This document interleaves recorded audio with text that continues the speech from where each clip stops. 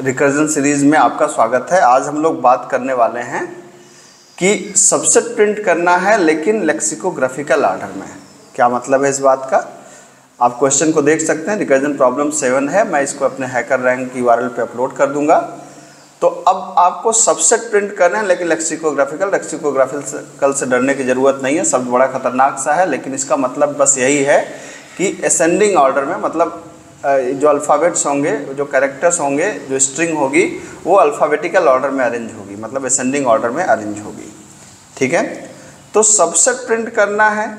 अब दिए गए अगर आप स्ट्रिंग का देख सकते हैं, ABC का ये सारे सबसेट ही हैं, लेकिन सबसेट को जो प्रिंट करना है वो लेक्सिकोग्राफिकल ऑर्डर में प्रिंट करना है। तो हम किस तरीके से कर सकते हैं?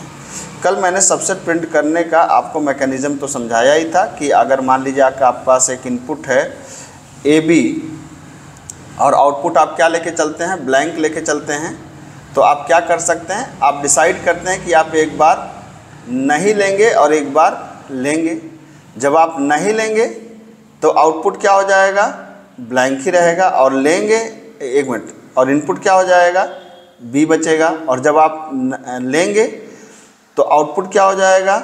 इनपुट आप 0 आ जाएगा A, और इनपुट क्या हो जाएगा? B। इसका मैंने डिटेल्ड एनालिसिस अपनी लास्ट क्लास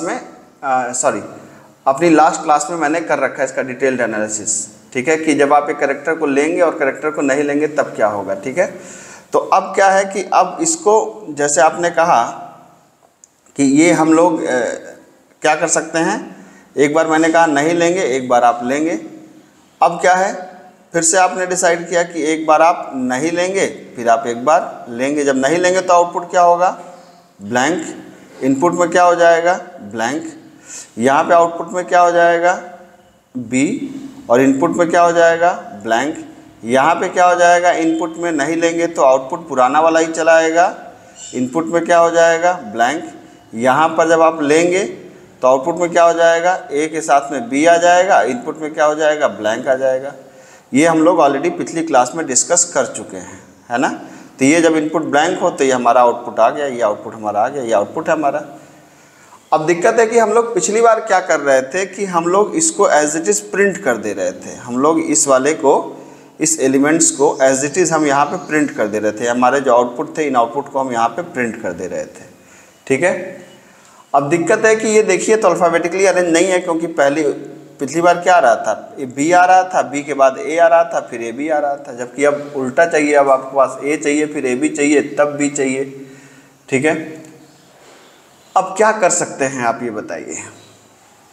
ठीक, इसका मतलब ये हुआ कि अगर हम इसको सीधा प्रिंट कराएंगे तो सीधा प्रिंट कराने के दौरान ये कभी भी अरेंज नहीं होगा। इसका मतलब आप सोचिए, 2 मिनट इसको वीडियो को पॉज करके आप सोचिए आप क्या कर सकते हैं। सोच लिया? चलिए, इसका मतलब ये हुआ कि अगर आपको इसको प्रिंट कराना है तो हमको कहीं पर स्टोर करना पड़ेगा, फिर स्टोर करके उसको क्या कर देना पड़ेगा? स्टोर करके उसको सॉर्ट कर देना पड़ेगा। ठीक है, तो स्टोर करके सॉर्ट करने का क्या मतलब है? स्टोर करके सॉर्ट करने का मतलब ये है कि अगर आप इसको करना चाहते हैं, देखिए आइए हम लोग इसको करते हैं। तो इसको करते हैं पहले हम लोग पाइथन से। ठीक है, तो अब क्या हुआ, यहाँ पर मैंने लैंग्वेज सेलेक्ट करी पाइथन। ठीक है, और हमने अपने स्ट्रिंग को इनपुट ले लिया। तो ये हमारा इनपुट है, इनपुट इक्वल टू इनपुट ले लिया आपने, ये हो गया आपका। आउटपुट क्या हो जाएगा? ब्लैंक हो जाएगा। ठीक है, अब चूंकि हमको इसको कहीं स्टोर करना है और स्टोर करके इसको सॉर्ट करना है, तो सॉर्ट करने की फैसिलिटी हमारे पास किसके अंदर है? लिस्ट के अंदर है। तो बेहतर है कि आप जो जहाँ पे सॉर्ट करें उसको क्या बनाएं? आप लिस्ट बनाएं। तो आपने क्या किया? आपने कहा कि एक फाइनल आउटपुट इक्वल टू, आपने कहा लिस्ट, ये लिस्ट बना लिया आपने। और सॉल्व फंक्शन के अंदर आपने इनपुट, आउटपुट और फाइनल आउटपुट को डाल दिया। अब आइए, अब आप क्या करिए, अब आपको करना है कि इस फंक्शन को हम लोग थोड़ा सा देखते हैं। डेफ क्या बना दिया हमने? सॉल्व। ये हमारा इनपुट है, ये हमारा आउटपुट है, और ये हमारा क्या है? फाइनल आउटपुट है।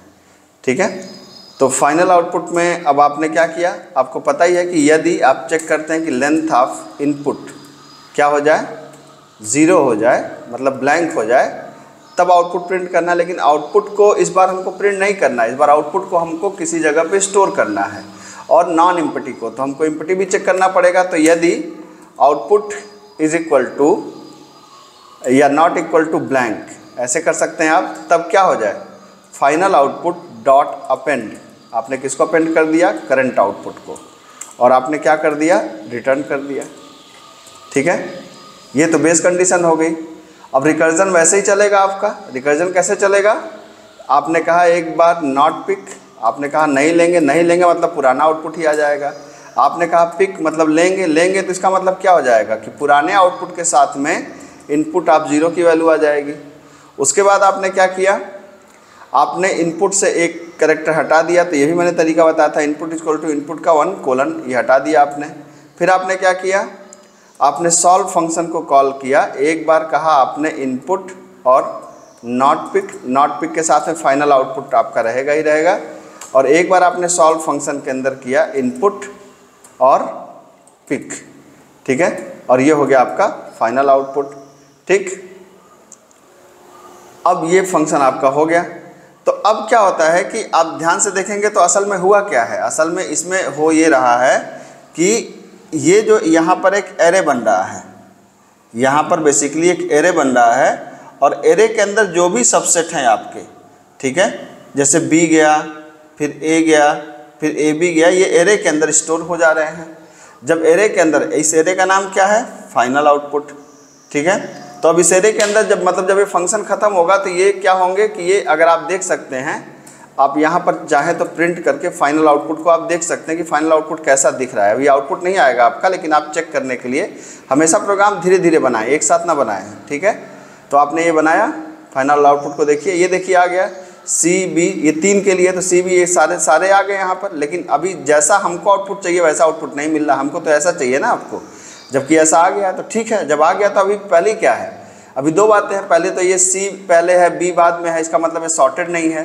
तो सॉर्ट करने के लिए पाइथन में तो बच्चों का खेल है कि आप यहाँ पे क्या कर सकते हैं, आप सिंपल कर सकते हैं FO डॉट सॉर्ट। तो आपने इसको क्या कर दिया, सॉर्ट कर दिया। और सॉर्ट करने के बाद हर एक वैल्यू को आप प्रिंट करा सकते हैं। तो आप क्या कर सकते हैं, फॉर, आपने यहाँ पे एक लूप चला दिया कि फॉर एस इन, जो भी स्ट्रिंग है वो फाइनल आउटपुट के अंदर है, वो एस के अंदर आ जाएगा। और फिर आपने क्या कर दिया, प्रिंट कर दिया किसको, एस को। देखिए कितना आसानी से ये हो गया।